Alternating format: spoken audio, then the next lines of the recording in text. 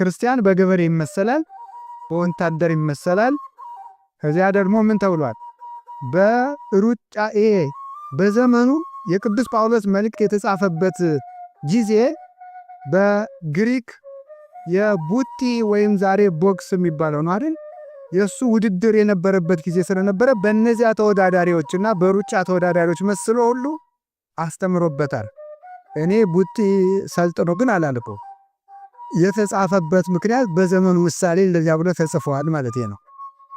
ልክ ደግሞ እንደዚህ ሁሉ በነጋዴ ነው። አሁን ዛሬ ሁላችሁ ራሳችሁን ነጋዴ አድርጋችሁ ሳሉ።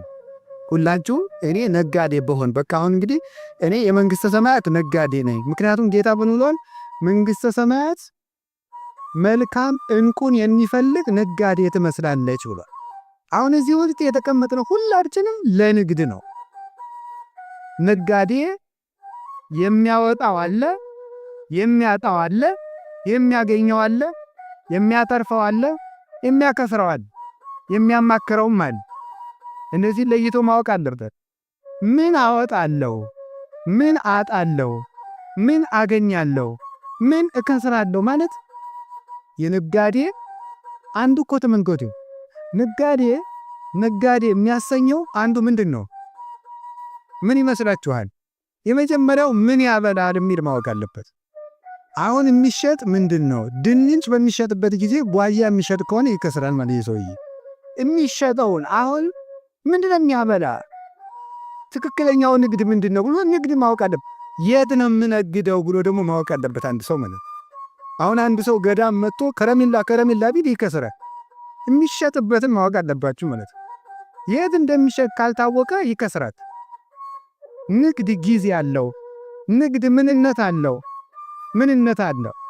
የትነት አለው። መቼት ነው የሚባለው። በዚህ በስነ ጽሑፍ ቋንቋ መቼት ይባላል። መቼና የት ማለት መቼት የሌለው ክርስቲያን የስነ ጽሑፍ ባለሙያዎች መቼት እያሉ እናንተ መቼት አልባ ትኖራላችሁ። መቼና የትን ለይተን ማወቅ አለብን። መቼ ነው የሚያዋጣኝ፣ የት ነው የሚያዋጣኝ ብሎ መናገር አለበት። እንኳን ንግድ እኮ ንግግር ያለ ጊዜውና ያለ ቦታው ከተነገረ ያጠፋል። ያለ ቦታ መልካም ንግግር ቢሆን እንኳን ወብዙ ነገር ዘእነግረክሙ ወባይቱ የትግዱ ጻዊሮቶ ይዜ ጌታ ለምንድን ነው የምነግራችሁ ነገር ነበረኝ፣ ነገር ግን ዛሬ ልትሸከሙት አትችሉም። ጊዜ አለው። ሰው የሚሰማበትም ጊዜ አለው፣ የሚናገርበትም ጊዜ አለው። ለሁሉም ነገር ጊዜ አለ። ያለ ጊዜው መከራ ብቻ ሳይሆን ጸጋ ራስን ጥፋት ነው። ያለ ጊዜው ከመጣ ጸጋም ቢሆን ያጠፋል። ጊዜ ያሻዋል በእውነቱ ማለት ጊዜውን ጠብቆ ታግሶ መቆየት ታገሶ ለእግዚአብሔር ወከፍኖቶ ወውእቱ ይሬሰከለ ከመትረሳ ለምድር እግዚአብሔርን ታገሰው ቆየው እርሱም ርስትን እንድትወርስ ያደርጋል ይላል ቅዱስ ዳዊት። እንዳል የሚነግደውን የት የሚያውቅ እንደገና የሚነግደውን ምንነት የሚያውቅ አንድ ሰው እግዚአብሔር ያሳያችሁ። የንግዱ ወረት 100 ሺህ ብር የሚዝናናው በ200 ሺህ ብር ከሆነ ነጋዴ ነው። ምንድን ነው ቀልደኛ መሆን ያለበት ማለት 100 ሺህ ብር ያወጣል። 100 ሺህ ብር አይነቱ ነው። ወይም 100 ሺህ ብር ያተርፋል፣ 200 ሺህ ብር ያወጣል። ነጋዴ ማለት በራሱ እኮ በኢኮኖሚክስ ትምህርትም እናንተ እንደምትሉት እኔ ተውሸን እንደምትሉት እኮ አንድ ሰው ነገደ የሚባለው ወጪው አንሶ ገቢው ሲበዛ ማለት የነጋዴ ይባላል። ወጪው አንሶ ገቢው ሲበዛ ይህ ሰው እየነገደ ነው ይባላል። ሀገርም አደገች የሚባለው እንደዚያ ነው። እንግዲህ እሱን ለገቢዎች ሚኒስቴር እንተዋለን፣ የሚያገባኝ ነገር የለም። ዋናው ሀገርም አደገ የሚባል ጥቂት አስወጥታ ብዙ ስታስገባን እንደሱ ነው እንጂ በሬ ኤክስፖርት አድርገን ቆዳና ሌጡ አስገብተን ሀገራችን አደገች አንልም ማለት አነ ነፍሱ ሰጠር ሙት ቆዳ ተቀበለ ኢትዮጵያ በደጸገች መቼም አንልም ማለት። ስለዚህ ምን ያሻዋል ማለት ወጪውና ገቢ ተለይቶ መታወቅ አለበት ማለት ትብሮኩ ሰው እኮ እና ንግድና ወጪና ገቢ መታወቅ አለበት እና የምናወጣው ጥቂት የምናገኘው ብዙ ኑሮ ማለት ይሄ ነው። በአጠቃላይ በምድር ያለነው የህይወታችን መንገድ ኑሮ ነው። አጠቃላይ የሰው ልጅ ኑሮ በራሱ ንግድ ነው። ፖለቲከኞች ይላሉ አይደል? በጣም ምንድነው የሚባለው? ማን ኢዝ ባይ ኔቸር ፖለቲካል አኒማል ይባላል አይደል? ሰው በተፈጥሮ ፖለቲካዊ እኔ አላልኩም እናንተ ያላችሁት ሰው በተፈጥሮ ፖለቲካዊ ነው እኔ ያልኩት። እንስሳ ያላችሁ እናንተ ናችሁ። ራሳችሁን እንስሳ አትበሉ። ስለዚህ ሰው በተፈጥሮ ፖለቲከኛ ነው ይላሉ። ፖለቲከኞች ነው እንደዚህ አይነት እኔ እንደዚህ ምንድነው ምክንያቱም ፖለቲካ ማለት እንዴት እንጠበቅ ማለት ስለሆነ ሰው ራሱ ፖለቲከኛ ነው ይላል። ለምሳሌ ጓሮአችን አይጥ እንዳይመለው ምን እናርገ? ይሄም ፖለቲካ ነው። ይሄ ፖለቲካ ባክቴሪያዎች እንዳይገሉን ውሃ አፍልተን እንጠጣ። ይሄም ፖለቲካ ነው። ፖለቲካ እንዴት ተጠንቅቀን እንኑር ስለሆነ ይሄም ቢሆን ፖለቲካ ነው የሚሉት እንግዲህ ለባለሙያ እንግዲህ እሱንም ለፖለቲከኛ ትቻለ። ግን እኔ ከሱ ይልቅ ሰው በተፈጥሮ ነጋዴ ነው። እስኪ በሉላችሁም ሰው በተፈጥሮ ምንድነው? እንጂ ለምሳሌ ስንወለድ የስንት ወር ሰው ነበር? ንገሩኝ። የ9 ወር ከ5 ቀን ከ10 የሚያደርግ አንዳንዱ ልጅ ከ5 ቀን። አሁን ለምሳሌ ስንት ዓመት ነው አንተ ማለት ነው? አይደል 27 ከ9 ወር ስንት ዓመት አተረፈ? ንግድ እድሜ ራሱ እኮ ንግድ እኮ ነው ማለት። እድሜ ራሱ ንግድ ምን ይውላችሁ ማለት እያተረፍን ነው የምንኖረው ማለት። አሁን መጀመሪያ ምን ከእናታችን እቅፍ እያለ ምን ነበር የምናደርገው? ጡት ነበር የምንጠባው። አሁን ምን እናደርጋለን? እንበላለን አይደለም? ይህም ትርፍ ነው በእውነቱ ማለት። ሰው በህይወት ዘመኑ ለቅሶ ነበር። አሁን እያረጋችን ነው። ንግድ እኮ ነው ይሄ። እያለቀስክ ተወልደርክ ዛሬ ትስቃለህ። ይሄ ንግድ ነው። ሳቅን ያተረፍከው በመኖር ነው። ኑሮ ሳቅን አተረፈ ማለት። ስንወለድ ምንድን ነበር? እርቃናችን። እስኪ እርቃናችን በሉ። አሁን ምን አትርፈና? ልብስ አትርፈና። ስንወለድ ቢመክሩንም አናውቅም ነበር። አሁን ለመምከርም በቅተናል። ሁላችሁም እኮ አሁን እኮ ማይኩን በሰጣችሁ ስብከቱንም አትለርቁትም አይደል? አሰሩትም እንጂ ለነገር እኮ ጎበዞች ናቸው። ታሽሩታላችሁ እናንተም ቢሆን ማለት ነው። ስለዚህ ሁሉም ሰው አሁን ይሰብካል። ግን ቁም ነገሩ ምንድነው? ክፉና በጎ ለመለየት የበቃ ነው። እሱ ንግድ ነው። እንዴት ያለ አይምሮ! ሰው ተጠንቅቆልን እንኖር ነበር። ተጠንቅቀን ለመኖር የሚያስችል አይምሮ ሰጠን። ሰው ሩጦልን እናመልጥ ነበረ። ሩጠን የምናመልጥበትን እግር አተረፈ። ድሮ አውሬ ቢመጣ እናታችን አዝላ ሩጣልን ነበር የምናመልጠው። አሁን እኛው ሩጠን የምናመልጥበት አግኝተናል። ድሮ ምንም መጉረስ የማይችል እጅ ነበረን።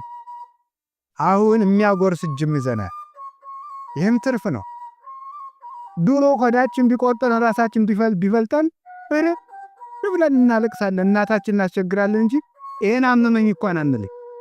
ያለ ፍላጎታችን የሆነ መድኃኒት ቢግቱን ይሄ አይሆነኝም ማለት አይቻል። አፋችን አልፈታም ዝም ብለን መጋት ነበረ።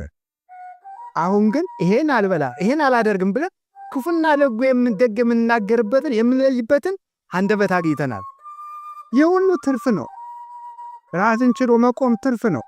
ከወደዱት መድረስ ትርፍ ነው። ከወንጀቱም ደርሶ መዋል። ሰዎች እኮ እኛ ብዙ ጊዜ ጸጋችንን የምናደንቀው ከሰው ትከሻ ላይ ስናየው ስለሆነ ነው እንጂ ውሎ ማደር እንዴት ያለ ትርፍ ንግድ መሰላችሁ? ተንቀሳቅሶ ማደር፣ ተንፍሶ ማደር፣ ተቀምጦ መዋል ራሱ እኮ ትርፍ ነው። ተጎለቱ ስራ ፈታችሁ አይደል? የማያስቀምጥ ደው ያለባቸዋል። መቆም ትርፍ ነው በእውነቱ ማለት። መራብን እኮ ፍንቻን ነው። በሽታ ሲመጣ እንኳን መዝገብ መራብም አይቻልም። በሽታው ይዘጋልና ማለት ነው። ስለዚህ ሁሉም ነገር ይህ ዓለም ለትርፍ የተፈጠረ ነው። ሰው ነጋዴ ነው። ይህ ዓለም ለትርፍ የተፈጠረ ነው። አበው በዚህ ዓለም አተረፉበት። ያላተረፉበት ነገር የለም። እኛ እንዳንከስርበት እግዚአብሔር ይርዳን። እድሜ ትርፍ ነው። እድሜ ትርፍ እኮ ነው። 50 ዓመት እንኖራለን፣ የዘላለም ሕይወት እናተርፍበታለን። ዳዊት በ70 ዘመኑ የአምላክ ልብ የሚባል ዘላለማዊ ስምን አትርፎበታል። ዘላለማዊ ስምን አባቶቻችን በሁሉ ነገር ነግደው አትርፈዋል። በእውነቱ ማለት 3 ሰዓትን ያተረፈባት ሰው አለ። የሚደንቀኝ ሰው ሁሉ በቀኝ የተሰቀለ ወንበዴ በቀኝ የተሰቀለ 3 ሰዓት ተሰቅሎ አተረፈባት። ያኛው ደግሞ ከሰረባት። ሞኝ ሰው ከመልካም ዘመኑም አያተርፍም፣ ከክፉ ዘመኑም አያተርፍም። ቢያንስ እኮ ሰው በመልካሙ ካልተጠቀመ በክፉ መጠቀም አለበት። በዚህም ያልተጠቀመ ሰው ነው ይሄ ሰው ማለት። ስለዚህ ላወቁበት ሁሉ ማትረፊያ ነው። ማጣት ማትረፊያ ነው። ማግኘት ማትረፊያ ነው። መሾም ማትረፊያ ነው። መሻርም ማትረፊያ ነው። ርስት መውረስም ማትረፊያ ነው። መሰደንም ትርፍ ነው። ላወቀበት ሰው ሁሉ ትርፍ ነው። ሰይጣን እንኳ ቢሆን ላወቀበት ሰው ጥቅም ነው። ሰይጣን እንኳ ቢሆን አበው በሰይጣን ጸድቀውበታል። እኛ ግን በመላክም የምንጸድቅ አይመስለኝም። ግን አይዟችሁ እንጸድቃለን። እመቤታችን ስለምታማልደን መድኃኔዓለም ቸር ስለሆነ አበው ዲያብሎስም ታግለው ጸደቁበት እኮ።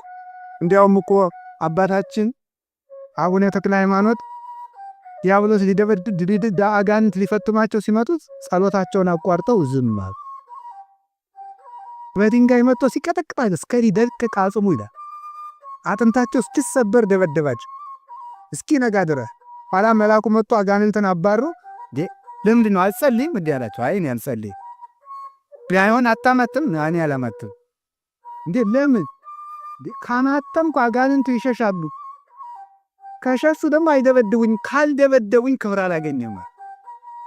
ምክንያቱም ክርስቶስ ምን ብሏል? ሰውነቱን የሚወዳት ሰው ካለ ይጣላት ብሏል። ምን ይበላት ነው ያለ? ይጣላት። አበው ስጋቸውን የሚጥሉበት ምክንያት ይፈልጋሉ። ጌታ መድኃኔዓለም ኢየሱስ ክርስቶስ እንዲህ ያለ ዘዋንታ አዴ ውእቱ ይድን አነ ውእቱ አንቀጸ አባግዕ ዘበአማን፣ እኔ እውነተኛ የበጎች በር ነኝ። ዘዋንታ አዴ ውእቱ ይድን፣ በእኔ በኩል የገባ ሰው እርሱ ይድናል። ይበውጉ ወይ ወፅ፣ ወደ እኔ ይገባል ይወጣል። ወይ ረክም ራእየ፣ ይበውጉ ወደ ሃይማኖት ይገባል ይወፅ፣ ምግባር ለመስራት። ይበውጉ ወደ ትምህርት ይወፅ፣ ወደ ማስተማር። ይወፅ ከሥጋ ፈቃድ ይወጣል። ወይ በውጉ ወደ ነፍስ ፈቃድ ይገባል። ወይ ረክም ራእየ፣ መሰማሪያን ያገኛል አለ። ሰውነቱን ለመከራ አሳልፎ የሚሰጥበት ገራይተ መስቀልን ያገኛል አለ። መስቀል የነፍስ መሰማሪያ ነው። መከራ የነፍስ የክብር ሀገሯ ነው። ወደዚያ መሰማሪያን ያገኛል። መከራ ያጣ ሰው ነፍሱ ተቅበዝባዥ የሆነ ሰው ነው። የነፍስ መሰማሪያዋ ምንድን ነው? መከራ ነው። አባቶቻችን እንዲህ አድርገው ከሁሉ ነገር አትርፈዋል። እኛሉ ለማትረፍ ያብቃን። 3 ነገሮችን ልናገርና ትምህርቱ እዚሁ ላይ ያበቃል። 3ቱ ነገሮች እንቁ የተባሉ እነማን ናቸው የሚለው ብቻ ነው የምነግራቸው። እንቁ ነጋዴ እኛ። እስቲ በሉ እኛ በሉ። እስቲ ወደ ጫፍ ያላችሁ ታትናገሩ እኛ በሉ። እስቲ በሉ ሁላችሁን አሁን አንድ ላይ በሉ እኛ በሉ። ምንድናችሁ? ምንድናችሁ? እንደገና ምንድናችሁ? የምን ነጋዴ? የመንግሥተ ሰማያት በሉ እንጂ አንድ ጊዜ ሁላችሁ ሁላችንም የመንግሥተ ሰማያት ነጋዴ ነን በሉ። የምን ነጋዴ ነን? የመንግሥተ ሰማያት ነጋዴ። በጣም ጥሩ። አሁን ወጭ አለው፣ ወጭ አለው። እሺ ወጭ አለው። ከዛስ ምን አለው? በሉ ወጭ ትርፍ ወይም ገቢ በሉት፣ ችግር የለም። አሁን ምን አለ? መንግሥተ ሰማያት ሕገ ወንጌል፣ ሕገ ወንጌል ተስፋ፣ ተስፋ እግዚእነ ኢየሱስ ክርስቶስ ምን ይመስላል አለ? ዕንቁን የሚሻ ነጋዴን ትመስላለች። ዕንቁን የሚሻ ዕንቁ እንግዲህ ብረት አለ፣ ነሐስ አለ፣ መዳብ አለ፣ ብረት አለ፣ ነሐስ አለ፣ ብር አለ፣ ወርቅ አለ። ከዚህ በላይ ዕንቁ አለ ማለት ነው።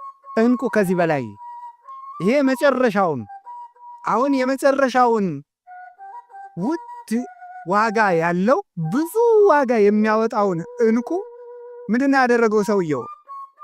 ያንን ሲያገኝ መጀመሪያም ነጋዴው ዕንቁ ለማትረፍ ነው የወጣው።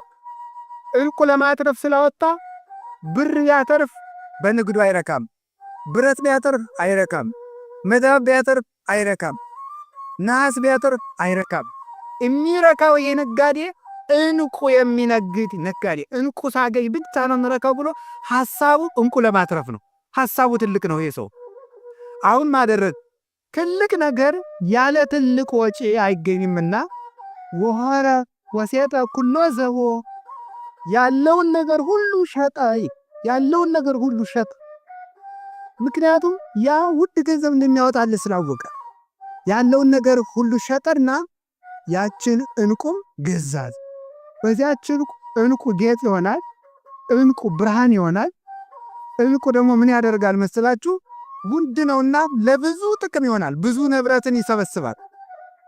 አንዱ ብዙ ነገር ይገዛል። ስለዚህ ይሄ ነጋዴ ትልቅ ያሰበ መሆኑ ትልቅ ወጪ አውጥቶ ገዛ ይላል።